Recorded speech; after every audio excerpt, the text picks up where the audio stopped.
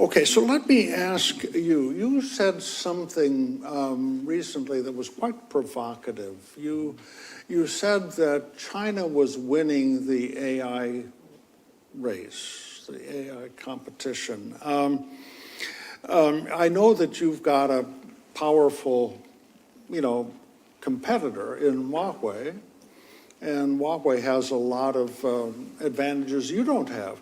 Why don't you describe this competition? Are we really losing? It was a very good headline.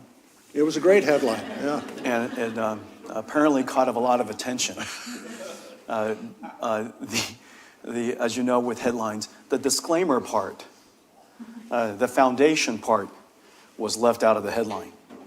But the way to think about that is that let me just handicap it right now. If you look at AI and go back to the first thing that we said, AI is a 5-layer cake. Let's just always simplify. It's not quite this simplistic, but let's simplify AI into a 5-layer cake.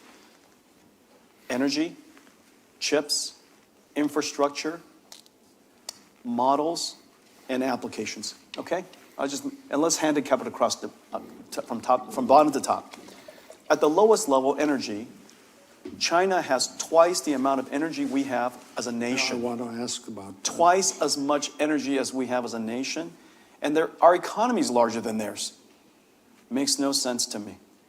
We also know that one of the most important initiatives, one of the most important policies of this administration, and that was the first thing that President Trump said to me when we met, is, listen, we need to reindustrialize America. We need to onshore manufacturing again. We need to help America make things again.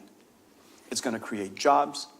That part of the economy has been offshored and completely gutted the United States. We need to bring that back, and he needs my help to do so. And so that entire sector of the economy is missing. And however, without energy, how do we build chip plants, computer system plants, and these AI data centers? We call them AI factories. We're building simultaneously 3 different types of factories in the United States: chip factories, supercomputer factories, and AI factories. They all require energy, every single one of them. Yeah. And so on the one hand, we want to reindustrialize the United States. How do you do that without energy? And so the fact that we vilified energy for so long, President Trump sticking his neck out and taking it on the chin and helping the country realize that energy is necessary for our growth is one of the greatest things he's done right off the bat. And so now, at the energy level, back to that stack, we're 50%, and they're growing straight up. We're kind of flat right now. And so, number 1, energy. Number 2, chips. We're generations ahead. We are generations ahead on chips, and I think everybody recognizes that. Number 3, infrastructure. If you want to build a data center here in the United States, from breaking ground to standing up a AI supercomputer is probably about 3 years. They can build a hospital in a weekend. That's a real challenge. And so at the infrastructure layer, their velocity of building things, because they are builders, their velocity of building things is extraordinarily high. Now, really quickly on chips, we're several generations ahead, but don't be complacent. Remember, semiconductors is a manufacturing process. Anybody who thinks China can't manufacture is missing a big idea. But China discounts energy costs for a chip company by 50%. That's right. They provide free transportation for employees to come out to the factory. That's right. I mean, you can't do that. I mean, our energy cost is more expensive than theirs in the first place. Absolutely. And then they discounted 50%. And so we're probably call it 4 to 8 times the cost. Yeah. So tell me, how do you feel about this great competition with China? I mean, the government is putting enormous resources underneath their champion. We don't do that in this country. How do you feel about that? Well, before I get there, don't let me not answer that question. I'm dying to answer it. But let me handicap the next 2 layers. the model layer, United States frontier models, our frontier models are unquestionably world-class. We are probably, call it 6 months ahead. However, out of the 1.4 million models, most of them are open source. China is well ahead, way ahead on open source. Now, the reason why open source is so important is because without open source, startups can't thrive, university researchers can't do research, you can't teach AI, scientists can't use AI.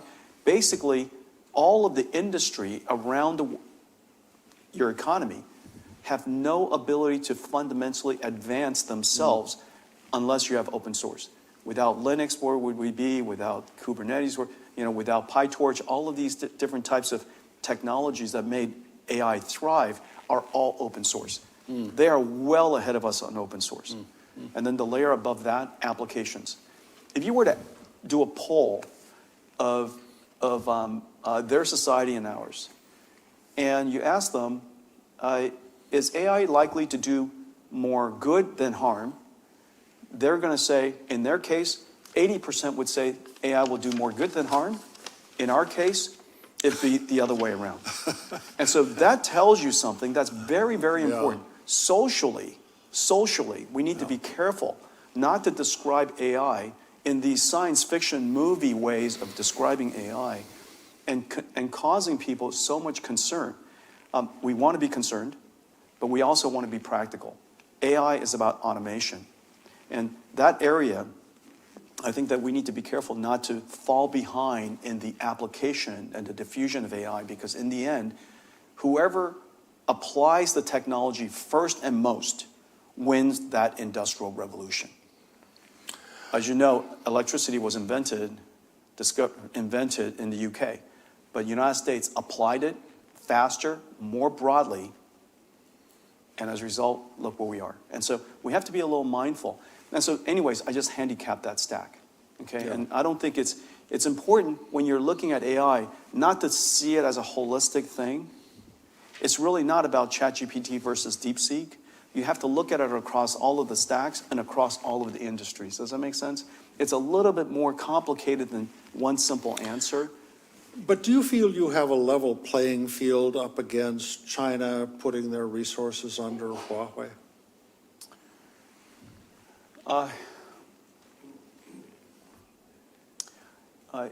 First of all, America's technology industry, just as our financial services industry, our military, our technology industry, we can all agree, are the mightiest in the world. I am part of one of the mightiest industries anyone in history has ever seen. Yeah. We have, going toe-to-toe against anyone, the American technology industry has nothing to fear. We are mighty, we're fast, we're inventive, we'll take anybody on. However, we can't concede the market to them. As you know, at the moment, NVIDIA has been banned from going to China. Not to mention, China has banned NVIDIA going to China. Yeah. And so I think we're the first company in history that has been banned on both sides. And so whoever banned us going to China, them and China agree that NVIDIA should not go to. Now, of course, I'm being a little cute here, and I'll be a little bit more nuanced here in a second. But at the moment, we're simply not competing in China. Now, what's going on? We have conceded essentially the second largest AI market, the second largest technology market in the world. I know. China will. It's not. Somebody has said to me, "Well, yeah, okay. Well, we're not in China, but we're going to grow somewhere else. You're not going to replace China." It's just as the world wanting to sell to America and they want to export to America. If they don't export to America, you're not going to replace the United States. We are singular in the world. We are absolutely singular. And so in the case of China, we shouldn't concede the entire market to them. They're formidable, but conceding that entire market, we ought to go compete for it. Having said that, we should also acknowledge that Huawei is one of the most formidable technology companies the world has ever seen. They deserve, although they have a lot of support, whatever support they have, they deserve all of the respect that everybody ought to give them. We compete with this company. They're formidable. They're agile. They move incredibly fast. We said if United States was not in China, China's AI industry would be set back. Yeah. Absolutely has not happened. As a result, their semiconductor industry has double. You know, the semiconductor industry in the West, around the world, is growing at 20-30% per year. Growing 20-30% per year compounded versus doubling every year compounded doesn't take long to catch up. But, you know, they're starting on second base and we're just going up to the batter's box. You know, they've got a real advantage. And that means we need to think about this. Can I ask you, we, at the G20 summit, Li Keqiang, you know, the premier was there, and he was offering opportunities for countries to be participants with China on AI. We didn't even send a delegation. It doesn't feel like we're in the game. They're smart about technology proliferation. Yeah.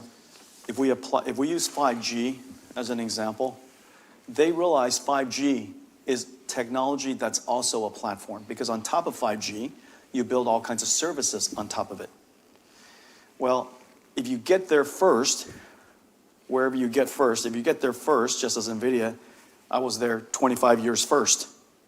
And so I had, you know, for a long time, nobody paid me any never mind. So I had lots and lots of time to build up all these ecosystems and applications and relationships and ecosystems. And Yeah. I connected all this stuff together in all these different fields of industry. I had 25 years to do it. In the case of Huawei with 5G, they were completely, through policy, completely isolated, people thought, in China. So they had 1 billion phone users all to themselves.